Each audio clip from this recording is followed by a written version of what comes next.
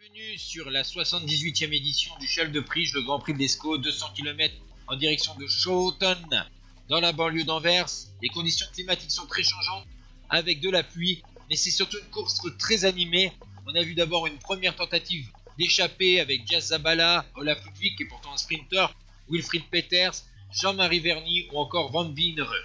Mais c'est surtout le coureur américain de la formation 7-Eleven, Norman Harvis, qui va réussir à avoir 3 minutes d'avance sur un peloton, tandis que Lely va tenter de partir en contre, mais il va être vite repris par un peloton, mené notamment par la formation Leclerc pour Van der Arden, mais il y a aussi l'équipe Panasonic. Mais c'est surtout Noël Segers de la formation Leclerc qui va sortir de ce peloton et revenir sur le coureur américain. Mais l'américain est trop fatigué à cause de son échappée et sera guère du grand aide pour Noël Segers. Et finalement, le duo va être repris par un peloton emmené par la formation Panasonic.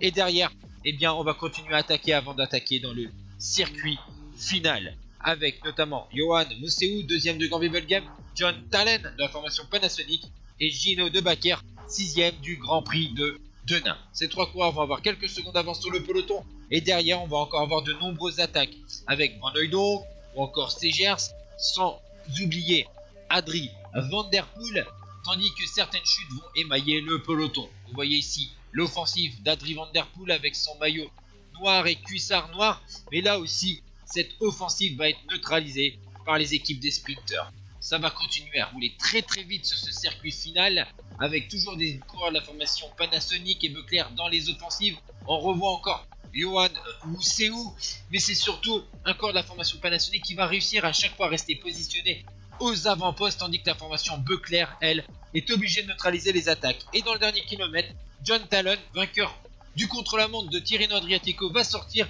et va s'imposer avec quelques mètres d'avance sur Eric Van der Arden.